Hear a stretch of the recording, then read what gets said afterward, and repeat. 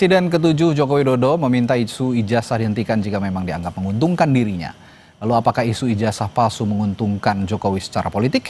Kita akan bahas bersama juru bicara Partai Solidaritas Indonesia Beni Papa dan juga analis politik atau pakar politik Ikrar Nusa Bakti. Selamat malam Prof. Ikrar. Malam Mas Beni. Malam, Mas. Saya ke Prof. Ikrar dulu. Prof, benar diuntungkan Pak Jokowi ini dengan berlarut-larutnya isu ijazah ini? Enggak juga sih. Enggak juga ya? Enggak juga, malah buat saya sih nama beliau tuh makin lama makin jelek. Kalau buat saya ya. Dan itu juga ngapain juga dia mau memperpanjang persoalan itu. Padahal, dan ini juga dia teman-teman yang dari, nggak tahu dari PSI ya, tapi yang jelas orang pada ngomong bahwa para pendukungnya itu seakan-akan Roy Suryo Ses itu memperpanjang. Ada kemudian juga yang mengatakan bahwa Roy Suryo itu didukung oleh orang besar gitu ya, yang punya jaket biru gitu kan. Nah, itu yang semuanya juga dibantah sama Roy Suryo Ses. Prof, saya melihat mengapa seolah-olah Pak Jokowi ini juga seperti enjoy berselancar dengan isu ini begitu loh. Ya bisa saja ya, karena biar bagaimanapun ya, whether you like it or not ya, apakah itu berita itu bersifat positif atau negatif, itu kan nama beliau akan muncul terus. Dan itu buat rating televisi ataupun rating buat beliau sendiri, itu kan berarti dia walaupun sudah tidak lagi menjadi presiden, tapi nama dia masih muncul. Ya. Walaupun kalau dari sisi saya sebagai pengamat politik kan akan beda ya. Kenapa? Karena kan kita tahu yang namanya rating itu kan memang bisa aja tinggi, tapi kan bisa saja hasilnya negatif. Berarti juga. Kalau gitu in terms of diuntungkan atau tidak dan berada di permukaan terus dan being trend gitu ya, trending di berbagai media, itu artinya diuntungkan dong, Bro? Ya, paling tidak ya, nama dia muncul terus. Ya. Ini begini loh, Anda tahu ya, kenapa misalnya kayak kasus dulu Anies Baswedan dan sebagainya ya, kalau udah tidak lagi menjabat, kan, kemudian dia mau ngapain, dan kemudian kan dia akan sulit untuk kemudian mendapatkan suatu pemberitaan televisi, kan begitu. Tapi kan kita tahu Anies kan juga tetap aja bisa muncul. Ya kayak ada kasus Tom Lembong, dia juga bisa muncul ya. Dan kemudian juga ada kasus misalnya tentang yang lain-lain ya, dia juga bisa muncul. Kayak kasus dulu tuduhan bahwa dia juga korupsi dalam kasus apa istilahnya itu, balapan itu loh. Itu kan juga muncul ya, walaupun tidak terbukti dia melakukan korupsi tersebut. Jadi gini loh, kalau seseorang itu masih menjabat, itu kan dalam bahasa komunikasi politik tuh ya, itu kan ada istilah bahwa siapa bicara apa dengan channel apa dan kemudian bagaimana dampaknya ya. Kalau kemudian dia bukan pejabat, pastinya tidak ada dampak yang besar.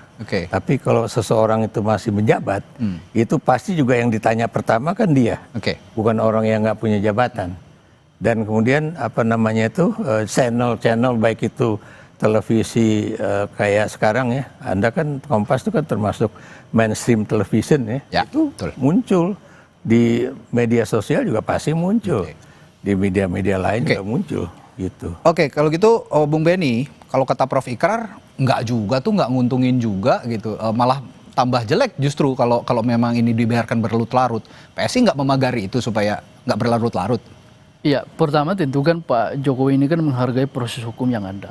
Jadi kemudian ya Pak Jokowi juga melaporkan karena merasa tentu kan Pak Jokowi merasa dirugikan sehingga melaporkan itu di pihak kepolisian. Satu. Yang kedua memang kalau secara survei ya, kemarin itu kebetulan survei LSI Denijena kan keluar kemarin, itu memang 74,6% masyarakat itu tidak percaya kasus ijazah palsu Pak Jokowi. Jadi memang survei itu ya, dengan survei LSI Denijena itu sehingga kemudian kita juga menyimpulkan bahwa memang kasus ini hanya hanya untuk kepentingan segelintir orang, bukan untuk kepentingan masyarakat Indonesia. Memang dari potret survei itu kita bisa melihat bahwa masyarakat Indonesia mayoritas melihat bahwa kasus ini tidak berhubungan dengan kepentingan masyarakat, tidak berhubungan dengan kepentingan rakyat di bawah, sehingga itulah yang kemudian mungkin juga menjadi salah satu alasan kenapa kalau kita bisa membahasakan bahwa ya segelintir orang ini tidak berhasil untuk mempengaruhi persepsi publik. Ya, kalau kami melihatnya begitu, sehingga ya tentu dari partai PSI tentu kan kita melihat bahwa kasus ini kan bukan untuk kepentingan rakyat banyak, bukan untuk kepentingan masyarakat. Sejognyanya ya kita sama-sama punya kesadaran bersama bahwa ya kalau bisa kasus ini cepat diselesai gitu. Tapi kan di lain sisi kelompok-kelompok ini yang menuduhkan masih jalan terus di media sosial, di media massa itu kan jalan terus ini kan kelompok-kelompok yang selama ini mencoba mempengaruhi publik bahwa ijazah Pak Jokowi ini palsu dan lain-lain. Nah, tapi kan masyarakat di lain sisi juga sadar bahwa kasus ini masyarakat sadar dan tahu betul bahwa tidak mungkin dan tidak masuk akal ijazah Pak Jokowi itu palsu dengan sederet dari wali kota, dari gubernur, presiden periode itu kan melalui proses verifikasi yang panjang di lembaga-lembaga negara. Jadi saya kira potret itu yang kita lihat dari survei kemarin bahwa ya memang kasus ini tidak berhasil untuk membohongi publik. Instead of alih-alih tadi isu ini begitu ya sebenarnya merugikan atau tidak, kalau kata Prof Ikrar tadi merugikan, sebaiknya kan di stop saja begitu ya, tidak berlarut-larut. Ini kalau menurut Bung Benny tadi ya itulah ada yang terus menggulirkan ini. Tapi ya itu tadi saya sama pertanyaan dengan ke Prof Ikrar. Pak Jokowi sendiri dengan dalam tanda kutip ya geng solonya itu juga reaksioner sekali, dan seolah-olah merespon itu dengan sangat-sangat reaktif. Ya ini kan yang tadi dibilang Prof Ikrar jadi trending at the surface, tetap ada di permukaan begitu. Seolah-olah ini jadinya by design gitu. Apa komentar Anda soalnya? Saya kira tidak ya, karena Pak Jokowi memang sejak awal kami beberapa kali juga ketemu Pak Jokowi ya. Memang kasus ini menjadi atensi khusus beliau. Jadi kan kasus ijazah palsu ini kan kalau kita lihat ini kan secara terang benderang ini salah satu upaya untuk mendiskreditkan kewibawaan Pak Jokowi. Sebagai pribadi Pak Jokowi maupun sebagai mantan presiden. Bayangkan seorang mantan presiden 2 periode, mantan gubernur, mantan wali kota, kemudian di akhir tidak ada alasan, tidak ada fakta, kemudian orang bebas menuduh bahwa ijazahnya palsu. Ini kan menurunkan kredibilitas nama beliau. Jadi saya kira itu yang kemudian jadi atensi dari Pak Jokowi. Tapi kalau misalnya kemarin respon Pak Jokowi, saya kira kan itu kan dikembalikan kepada publik. Tapi sekali lagi bahwa Pak Jokowi dalam posisi ini adalah salah satu pihak yang dirugikan. Dalam konteks ini, Prof, subjek yang terzolim itu kan Pak Jokowi dalam hal ini. Tapi menurut Prof, Pak Jokowi playing victim gak sih? Iya. Begitu. Gini, saya ingin menjelaskan ya. Kalau DNIJA itu membuat survei, kemudian menyatakan 72% orang nggak percaya gitu ya. Gitu ya. Tapi kan Anda tahu, sekarang kan teman-teman yang melakukan survei atas dasar dari media sosial mereka, ya, itu kan bisa kita lihat juga ya. Siapa yang percaya, siapa yang tidak itu kan besar sekali. Misalnya apakah Anda percaya bahwa Jokowi itu berkata benar, pasti lebih banyak yang nggak percaya gitu. Atau kemudian kalau kita lihat dari hasil surveinya siapa namanya nih teman saya dari Indikator Politik Indonesia ya, Burhanuddin Muhtadi. Burhanuddin kan juga mengatakan Prof Burhan, terjadi suatu penurunan yang signifikan dari kasus ijazah palsu Jokowi ini ya. Memang tidak sedikit, memang nggak terlalu drastis ya, tapi kalau buat dari pendekatan survei itu sangat signifikan. Itu satu ya. Kedua ya, kalau tadi Anda katakan ya bahwa kemudian itu tadi saya bilang Roy Suryo CS atau kemudian ada orang besar ya dengan jaket biru mendanai dan sebagainya ya. Pertanyaan saya, siapa yang kemudian menerus-teruskan kasus ijazah palsu? Buat saya Pak Jokowi sendiri. Ya, itu maksudnya. Ya, saya beri contoh ya. Kalau beliau tidak melaporkan kasus ini ke Polda Metro Jaya, tidak akan ada kasus ini berlarut-larut. Itu satu. Kalau kemudian dia juga duduk manis aja di rumah di Solo, dan kemudian seperti yang juga beliau ungkapkan kepada ibu-ibu yang menjadi jurnalis itu kan dia ngeliatin gini, nah liatin aja. Ini loh ijazah asli saya, dan kemudian tinggal kemudian kita melihat itu benar asli atau ada yang lain. Kalau dia ngeliatin begini, selesai itu. Dari dulu saya bilang selesai, nggak mungkin nggak. Tapi karena beliau kemudian melaporkan teman-teman ke Polda Metro Jaya. Polda Metro Jaya, udah gitu dari Polda Metro Jaya masuk ke Polresta Solo, di Surakarta. Solo ya. Itu kan orang jadi bertanya-tanya loh, kok dia ngadunya ke Jakarta, kemudian Dia diperiksanya di Solo sana. ya. Dan itu teman polisi sendiri loh yang bilang ya. Dia menyerahkan satu ijazah, kemudian melaporkan kasus bahwa ada pencemaran nama baik, tapi Ditambah, Prof. diberikan itu fotokopi. Ditambah mungkin Prof, sampai saat ini kan sudah tahap penyidikan di Polda Metro Jaya. Belum ada juga tersangkanya. Betul. Ini juga seolah-olah ya kita tidak tahu ya apa yang ya, kita hormati institusi kepolisian melakukan penyidikan. Tapi biasanya kan proses penyidikan itu sudah ada tersangka dan sampai detik ini belum ada. Dan itu menurut saya mungkin yang sekarang menjadi berlarut-larut. Nah, saya balik ke Bung Benny. Tadi kalau dikatakan Prof Ikrar, kalau Pak Jokowi rileks saja, diam saja di rumah, tidak terlalu reaksioner, mungkin ini sudah selesai, tidak melaporkan. Ditambah lagi Pak Jokowi bilang ada orang besar yang mengorkestrasi semua ini. Itu kan respons yang yang muncul ketika ingin isu ini terus berada di permukaan. Bagaimana menurut Anda? Kalau kita runut ke belakang, Mas, Pak Jokowi itu kan mencoba menahan diri. Saya kira kalau kita flashback ke belakang, itu kan panjang tuh. Lama Pak Jokowi berdiam diri, tapi kan Pak Jokowi ketika diserang terus-menerus, kredibilitas pribadinya diserang sebagai pribadi dan mantan presiden, tentu kan tidak ada salahnya Pak Jokowi untuk membawa ini karena hukum. Karena bagaimanapun juga negara kita negara hukum, kita butuh kepastian hukum ini untuk dalam terkait dengan kasus jasa Pak Jokowi. Jadi saya kira langkah Pak Jokowi itu adalah merespon sebenarnya, karena Pak Jokowi sejak awal dia kan tidak pernah merespon. Di akhir-akhir baru dia merespon dengan melaporkan ke Polda Metro Jaya. Dan saya kira itu adalah pilihan tepat yang dilakukan oleh Pak Jokowi, karena bagaimanapun juga Pak Jokowi kan tidak serta-merta menjawab, memperlihatkan ijazah, dan itu kan kalau Prof Ikrar tadi menyampaikan itu menyelesaikan persoalan, saya kira justru itu tidak akan menyelesaikan persoalan, Prof, karena kita tahulah teman-teman ini ya yang kemudian mempersoalkan ijazah Pak Jokowi, itu kan memang targetnya bukan soal itu, Mas. Ketika Pak Jokowi memperlihatkan ijazahnya, itu kan tidak ada jaminan bahwa kasus ini mereka akan selesai untuk mempertanyakan ijazah Pak Jokowi. Dan sikap Pak Jokowi, langkah Pak Jokowi membawa ke ranah hukum sebenarnya ini untuk memagari sebenarnya, supaya ada norma-norma hukum, ada jalur-jalur hukum yang dilewati supaya kasus ini bisa terarah. Baik, Bung Benny, saya sepakat bahwa dibawa ke ranah hukum, diproses saja secara hukum gitu ya.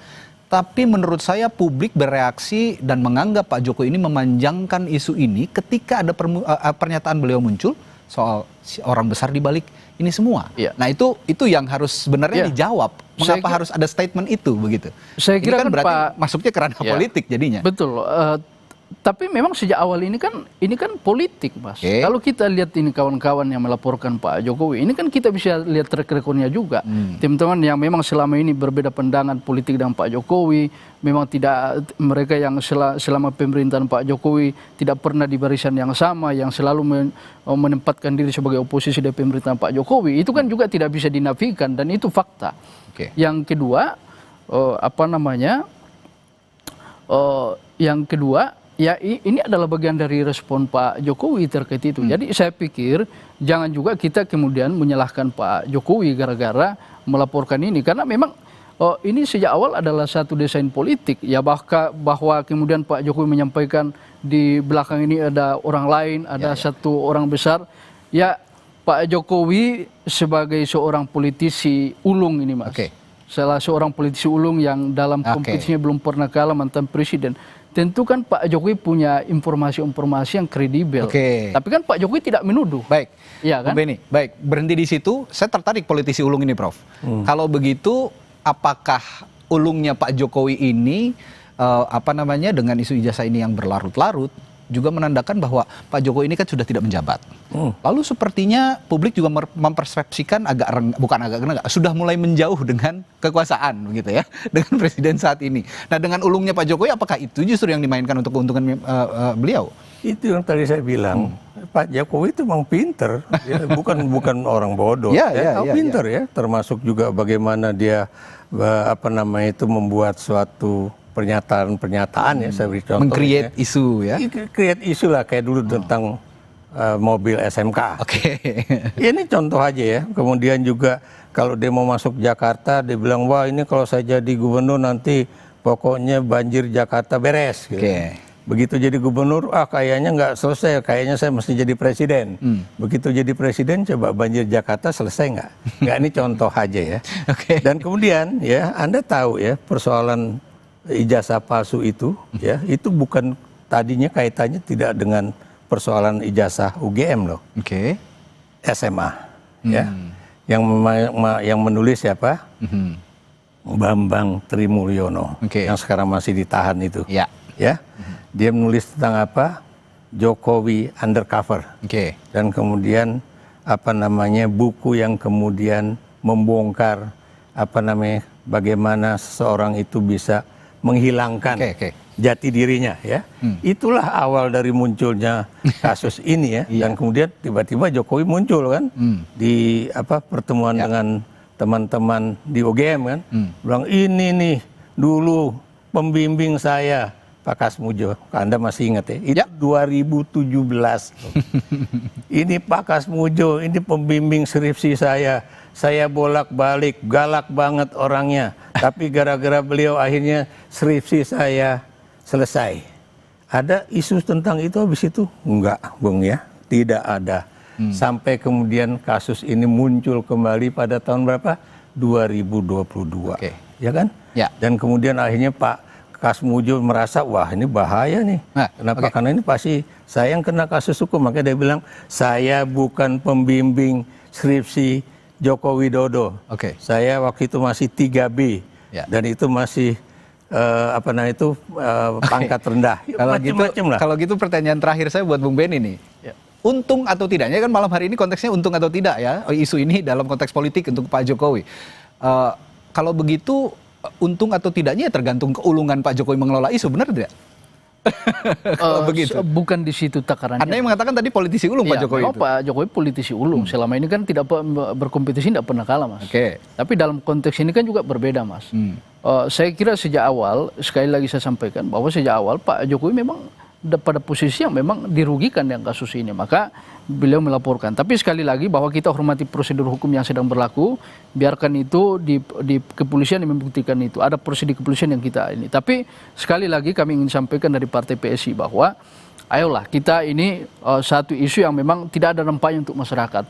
Beberapa survei dari indikator dari dari LSI Denijaya itu kan membuktikan bahwa masyarakat itu tidak percaya dengan kasus ini. Artinya kalau masyarakat tidak percaya, ya sebaiknya kasus ini tidak perlu diperbesar lagi, karena ya segelintir orang ini sudah berapa bulan mempengaruhi persepsi publik, masyarakat juga tetap tidak percaya karena masyarakat itu melihat bahwa Pak Jokowi ini pertama, Pak Jokowi melihat bahwa dari selama berkompetisi, verifikasi jasa ada. Yang kedua, yang paling penting adalah masyarakat itu, di pikiran masyarakat itu melihat bahwa Pak Jokowi ini punya track record kepemimpinan yang betul-betul masyarakat rasakan. Jadi kalau ada persoalan ijazah, masyarakat tidak melihat itu sebagai satu persoalan yang harus dilihat sebagai konsen masyarakat, karena masyarakat sudah tidak percaya dengan isu-isu yang dibangun oleh segelintir orang itu, karena orang juga masyarakat sudah tahu latar belakang kelompok ini. Kita juga sudah tahu, Mas, masyarakat sudah tahu. Ya, kedepannya sih kita semua berharap, publik tentu juga berharap isu ini juga tidak berlarut-larut, karena masih banyak permasalahan bangsa yang harus kita urusi begitu. Jadi tidak berkutat di masalah ijazah Pak Jokowi saja. Tapi ya itu tadi, untuk untuk tidak memperpanjang, perlu juga kejujuran dari masing-masing pihak, termasuk juga Pak Jokowi. Apa salahnya memang kalau memang ada tuntutan ijazah ini ditampilkan, ya silahkan gitu ya. Baik, terima kasih Prof. Ikrar sudah datang ke studio Kompas TV dan juga Bung Benny. Sampai ketemu lagi, selamat malam, sampai jumpa Pak.